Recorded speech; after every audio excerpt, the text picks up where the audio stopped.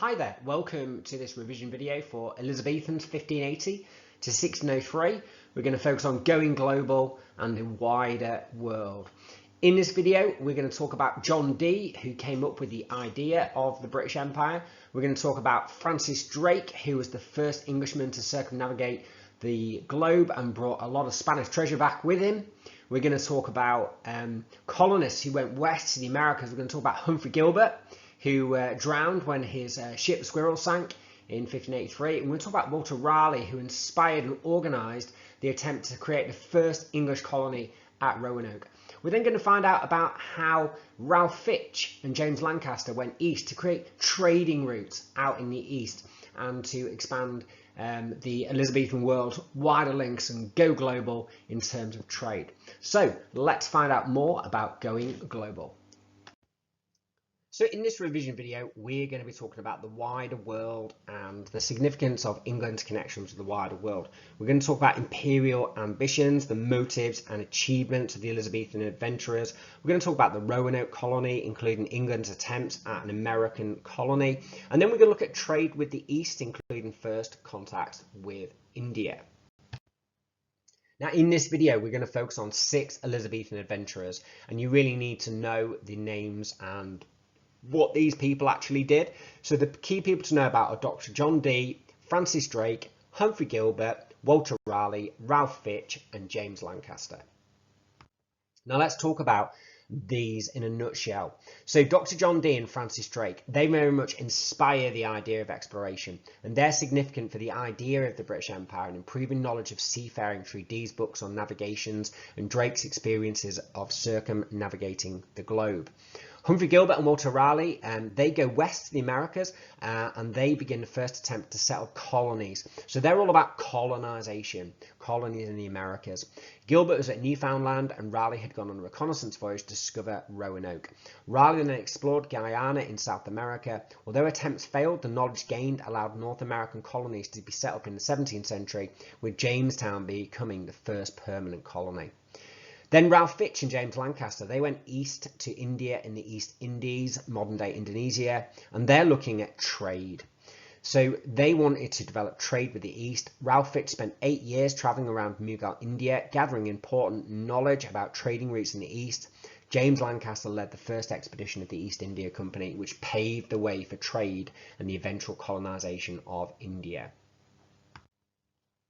So how was exploration made possible in Elizabethan times? Well, firstly, we had navigation. We had better maps and sea charts, which made it easier to navigate around the world. The printing press allowed maps to be printed and ideas to spread. The magnetic compass improved navigation. Ship design improved. Improved sails led to stronger and faster ships that could carry more goods home to England. Triangular sails could easily be turned to catch the strong winds, allowing ships to sail in any direction. And improved rudders gave the crew more control in steering ships. Ships were fitted with latest rapid-firing guns, and English ships targeted Spanish treasure ships. Now, lots of trading companies are set up in the 16th century, and it's a good idea to know about some of these. The Eastland Company was set up in 1579 to trade in timber, tar and rope with Scandinavia. The Muscovy Company was set up in pre-Elizabethan times, but rose and became bigger during this time. It traded timbers and furs with Russia. And then the Levant Company, or sometimes known as the Turkey Company, that was set up right after Drake's circumnavigation in 1581 to trade goods such as currant and dyes in the Mediterranean. And then lastly, the East India Company was set up in 1600 to trade in the Far East in spices, cotton, silk and tea. Now, aside from those Elizabethan adventurers, there were many others as well. For example, Sir Hugh Willoughby and Richard Chancellor had crossed the Arctic Ocean and travelled to Moscow in one of the first attempts to find a North Passage to Asia. So this map is quite important. It shows you some of the different places. You can see here, for example, places like Newfoundland, where Humphrey Gilbert went, Virginia, which is where the Roanoke colony was, and Guiana. This is where Walter Raleigh went in 1595, searching for the legendary city of gold, El Dorado. You can also see where India is. That's where Ralph Fitch went to, and the East Indies, which we now know as Indonesia, which is where James Lancaster headed to in 1600, setting up England's first successful trading factory. So in Elizabethan times, England very much went global and explored the world. Okay, let's talk about John Dee. So this 19th century historical interpretation shows John Dee outlining his vision of the British Empire, and he will go on to support Humphrey Gilbert and Walter Raleigh in their voyages of exploration. So John Dee, he came up with the idea of the British Empire. So who was John Dee? Well, he was an advisor to Queen Elizabeth I on science and astrology, and in 1577 he presented a new plan to Elizabeth about shifting the balance of power from Spain to England. He went to visit her at Windsor Castle. During the golden age of Spain, it had become an international power by creating a huge empire in Central and South America. And John Dee wants to have this as well for England. Dee proposed that English adventurers should search new routes to the rich markets of China and the East Indies, and he advised the Queen to establish colonies in North America. And his vision was called the British Empire. He produced maps and books to help with navigation. Okay, let's talk about Francis Drake. Now, Francis Drake circumnavigated the world between 1577 and 1580. And let's just have a look at his route before we go into the story in a bit more detail. So he left England in 1577. He went south, he sailed along the west coast of Africa, and he went down to South America. There he went around the tip of South America called Cape Horn and went up along the west coast of South America, raiding Spanish treasure ships along his way, making a fortune. He then sailed around the Pacific Ocean looking for what was called the Northwest Passage, which would have been a route back to England. So it's really important to note that it was not his purpose or intention to circumnavigate the globe. He landed at what is on the map there called Drake's Bay in California. He planted a flag, he declared it New Albion and claimed territory for the Queen, although this is not about setting up a colony at all. From there, he went across the Pacific Ocean towards the East Indies, and he traded in the Spice Islands, buying 6 tons of cloves, before heading across the Indian Ocean, round the bottom of Africa, the Cape of Good Hope, and then back to England. And all of that took 3 years, arriving back in Plymouth in September 1580. So that's Francis Drake's circumnavigation. But remember, it was never his intention to do this, and we'll look into that story in a little bit more detail now. So Francis Drake became a national hero when he circumnavigated around the world. He was the first Englishman to do this, and on his way he claimed territory and captured Spanish treasure. So let's look at the timeline. Well, he left Plymouth in November 1577 with 5 ships and 170 men. He attacked Spanish and Portuguese ships off the coast of West Africa. By 1578, he entered the Straits of Magellan in South America. No English sailor had been there before, so he shows that he's exploring new routes. He also found a new route through from the Atlantic to the Pacific, which he named Drake's Passage, and it's still called that today. Now, of the 5 ships that set out, only Drake's ship, the Pelican, was left by now. The others had either been shipwrecked or headed for home. He renamed the ship the Golden Hind in the Pelican, the Golden Hind, in honour of one of his patrons who had supported the expedition with money, Christopher Hatton. And he no doubt did this to inspire his sailors and galvanise them on their voyage, probably after the demoralising impact of seeing 4 other ships get shipwrecked or return home. Now, in the winter of 1578 to 79, he raided settlements and Spanish treasure ships along the coast of Chile and Peru, including a great Spanish treasure ship, the Nuestra Señora de la Concepción. It took 6 days to unload all the treasure, showing how much loot and money he made from this expedition. Okay, so in June 1579, Francis Drake landed in California. He claimed it for the Queen, calling it New Albion. He then went west, crossing the Pacific Ocean and headed for the East Indies. He could not go back the way he came, as the Spanish, of course, were looking for him. Now, by the summer of 1579, he headed towards the Cape of Good Hope. And in the Molucco Islands, the Spice Islands, he traded linen cloths for cloves, ginger and pimento. And he also traded 6 tons of clothes. And we found out that Drake is opening up new trade routes in the east by doing so. By September 1580, Drake returned to England, to Plymouth, with vast amounts of treasure for investors, the Queen and himself. And it was worth £400,000, about 480 million in today's money. And Drake shared out £10,000 with his crew, and he was allowed to keep £40,000 himself. It's about £48 million for his work. Now, the Spanish ambassador was furious. King Philip of Spain put a reward of 20,000 ducat for the head of Drake, and they named him El Drake, which means the dragon. And that shows the kind of fear the Spanish have for Drake, and that continues throughout the 1580s. Now, in April 1581, Francis Drake is knighted by the Queen on board his flagship, the Golden Hind, and Drake's legendary status as one of the most important Elizabethan adventurers, of course, is assured. Now, Francis Drake renamed the Pelican the Golden Hind in honour of Christopher Hatton during the voyage. There's a picture of Christopher Hatton there, and that's because the Golden Hind, which is a female deer, appears on Hatton's coat of arms. It's a reminder that wealthy investors, including the Queen, invested in Drake's voyage. They would make a 4,600% profit. That means they got £46 for every £1 invested. Now, Christopher Hatton, if you might remember him, he's the one whose Gideon tapestries were famously sold to Bess of Hardwick for £100,000 in today's money. So you can see all these connections that are building the Elizabethan world. So what's the impact of Drake's voyage? Well, he gets knighted aboard his ship, the Golden Hind. He's the first Englishman to circumnavigate the world, so he definitely achieves exploration. Drake's success challenged Spain's dominance of the New World, and his actions weakened Philip of Spain. The king had offered a reward of 20,000 ducats for his head. They named him El Draque, the dragon. It shows that Drake becomes very much feared in the eyes of the Spanish.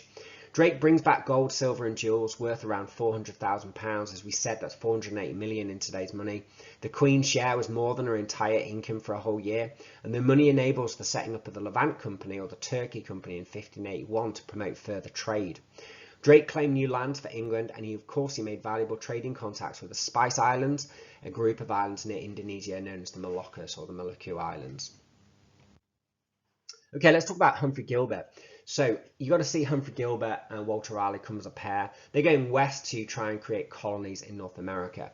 Now, Humphrey Gilbert is a Protestant, and he's motivated by his hatred of the Spanish. He wants to challenge the power of Spain. So he goes on an expedition to establish England's first colony in North America. Gilbert wished to establish a sea route known as the Northwest Passage around the top of North America, which would give England a trade route with China. Gilbert hated Catholic Spain, and he presented Queen Elizabeth I with his ideas on how a colony in North America could provide a base to attack Spanish ships. In 1578, Queen Elizabeth granted him a charter to establish a colony in North America, but his first attempt in 1579 was a disaster. Only the ship captained by his younger brother, half-brother, Walter Raleigh, managed to cross the Atlantic. In 1583, Gilbert planned a scheme to claim lands in North America and sell the land to wealthy Englishmen. So it shows that money and profit is a big motivator for Elizabethan adventurers trying to claim new riches. His fleet of 5 ships left Plymouth in June 1583. Now, Gilbert arrived at St. John's, Newfoundland, which is in modern-day Canada. Many English, Spanish and Portuguese boats were there, as the port had been used by European fishermen for decades. Now, Gilbert took possession of Newfoundland by digging some turf and putting up a post which had the arms of England engraved in it. Now, Gilbert did claim the land, but he failed to establish a successful colony. He found that the land was cold and barren, that food was scarce, and it wasn't possible to set up a colony there. It just wasn't a good place for a colony. So his fleet sailed south, maybe perhaps looking for other territory and lands, with one ship getting wrecked off the rocky coast, killing 80. The fleet then got caught in violent storms on the way home, and Gilbert's ship, the Squirrel that he was sailing in, that sank and Gilbert drowned.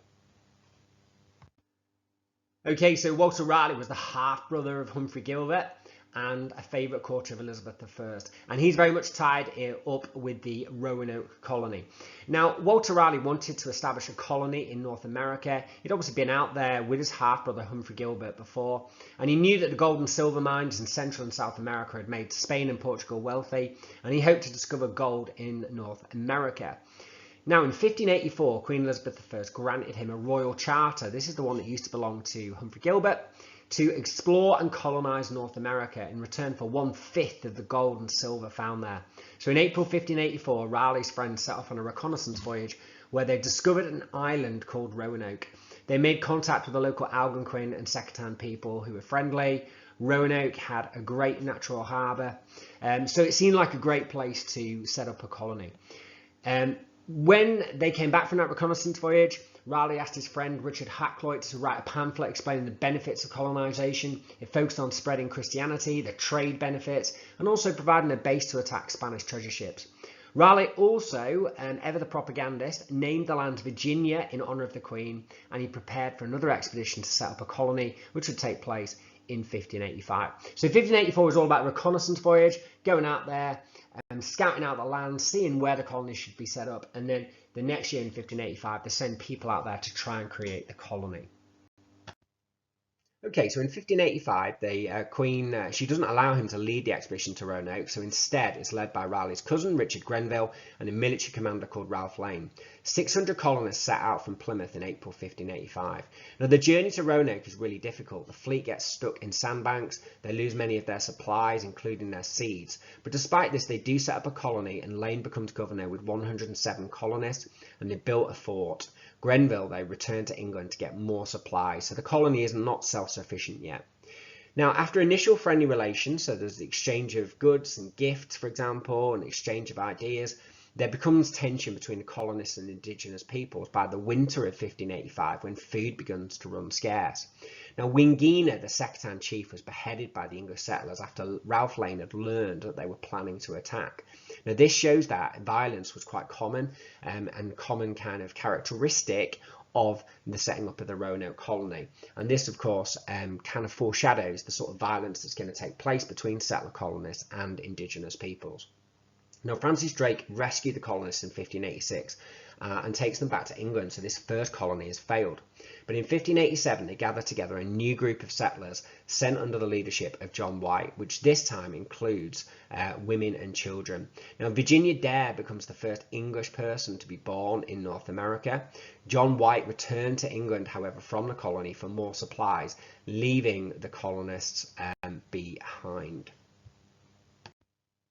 Now, John White himself was an artist and produced some beautiful drawings of life in Virginia, and these go into a book that's produced in 1588, which we'll talk about now. So as we've seen, the scientist Thomas Harriot and also the artist John White, and obviously he leads the expedition as well, leads the colony 1587. They published an account in 1588 which is called their Brief and True Report of the Newfoundland of Virginia, and that inspired the colony of Jamestown later on in 1607, and it just spreads that idea of colonization. As we've seen, John White had drawn many pictures of life in North America which are included in this book. Now, John White had hoped to return to the Roanoke colony in 1588 with supplies, but this was delayed due to the Spanish Armada. They just simply couldn't spare any boats to go back to Roanoke in 1588. So John White doesn't return until 1590, by which stage the colony had disappeared, and the only clue to what had happened to the colonists was the word Croatoan that was written on a tree. Now, Croatoan was the name of a nearby island, and when they went to that nearby island, they couldn't find any trace of the colonists there either. It's still a mystery today what happened to the colonists of the Roanoke colony, but it did disappear, and therefore that shows that this colony was not successful. So as we've seen here, the colonists at Roanoke, they never successfully managed to set up a colony in North America, but the mistakes made in the experience paved the way for later more successful attempts at colonizing North America, such as the setting up of the Jamestown colony in 1607. Okay, now Walter Raleigh hadn't finished there, so in the summer of 1592, Walter Raleigh married Bess Throckmorton, one of Elizabeth's maid of honour, without her permission. Now, Elizabeth wasn't best pleased about this, so she sent both Walter Raleigh and Bess Throckmorton to the Tower of London. Now, Raleigh is released after a few months, but he's banned from court, and he had to wait 5 years before Elizabeth would even speak to him again. So Raleigh's looking for a way to regain his reputation. Now, he's heard from Spanish conquistadors about this legendary city of gold that's called El Dorado. So in 1595, Raleigh decides to lead this expedition to South America to try and find this legendary city of El Dorado in a place called Guiana in South America. And he really believes there's this city of gold out there. Now, they go to Guiana and they successfully explore it, but they don't find this city of gold. And it's probably pretty mythical. It probably didn't really exist. But what's important is that when Raleigh comes back, he writes a book called The Discovery of the Large, Rich and Beautiful Empire of Guiana. Now, its tales of riches encourage other explorers. Now, much of it is pretty fanciful. It, for example, told the stories of headless people with faces in their chests, and you can see a picture of that in the top left, which obviously isn't true. So it shows that, Raleigh failed to establish this, find the city of gold, but he did help inspire other explorers.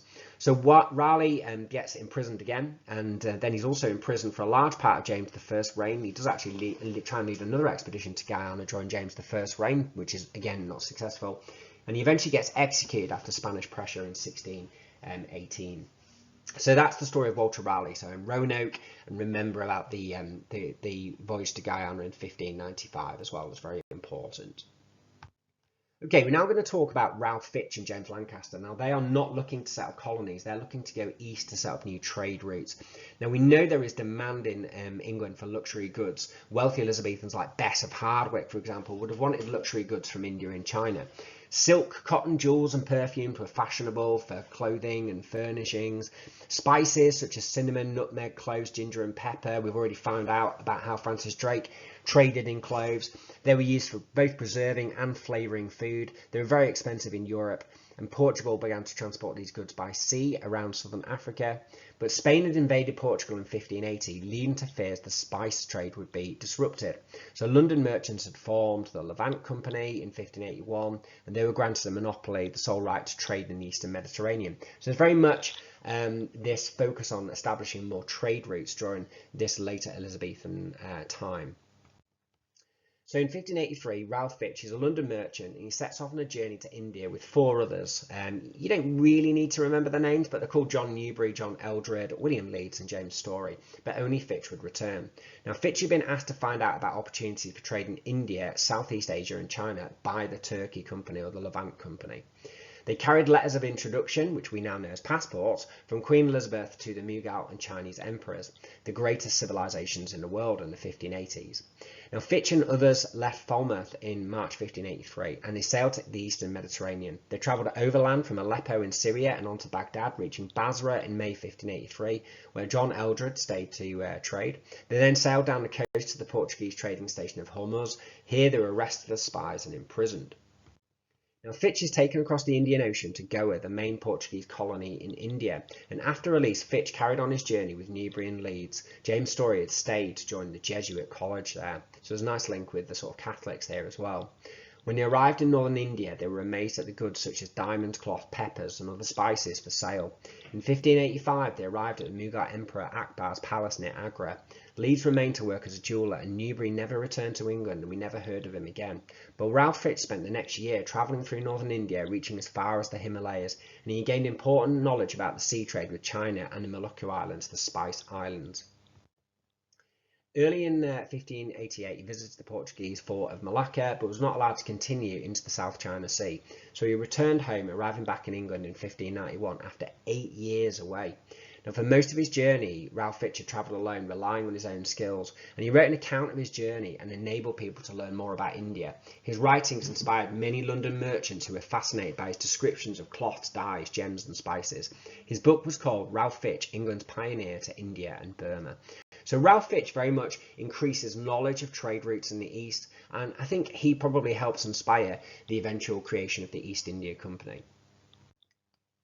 So Fitch learned a huge amount about the wealth and trade of India, China and the Spice Islands. He saw the gems, spices, cloths, dyes and drugs that were available in India. He wrote about the people, customs and goods he'd seen, and the merchants in England were interested in the trade opportunities he described, but also worried about losing out to competitors, which we'll see as a key theme of the East India Company as well. So Fitch's account very much showed the opportunities available in England in the East. Okay, now James Lancaster was a merchant who travelled east. In 1588, Lancaster had commanded the merchant ship Edward Bonaventure in the English fleet against the Spanish Armada. And he was now taking the same ship east, departing from Plymouth in 1591.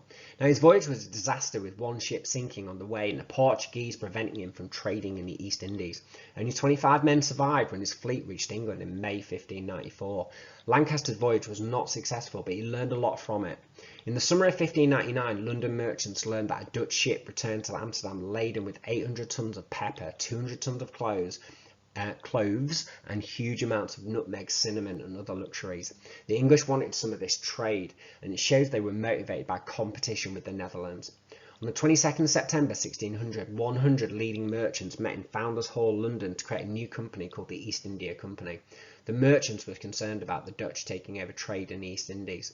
Queen Elizabeth granted the company a monopoly to trade in the East. Now Lancaster invested in the East India Company. He was chosen to command the 4 ships that set out in 1601 on the first expedition. It was a huge success. Lancaster established England's first warehouse in the East, which is like a trading route in the East at Bantam on the island of Java, which is now in modern day Indonesia, and English ships had begun trading in the East. The East India Company, of course, would eventually realise John Dee's dream of a British Empire. In the 17th century, the East India Company would open factories on the coast of India, and by the 18th century, it ruled vast parts of India. It was the biggest trading company the world had ever seen until it was disbanded in 1858.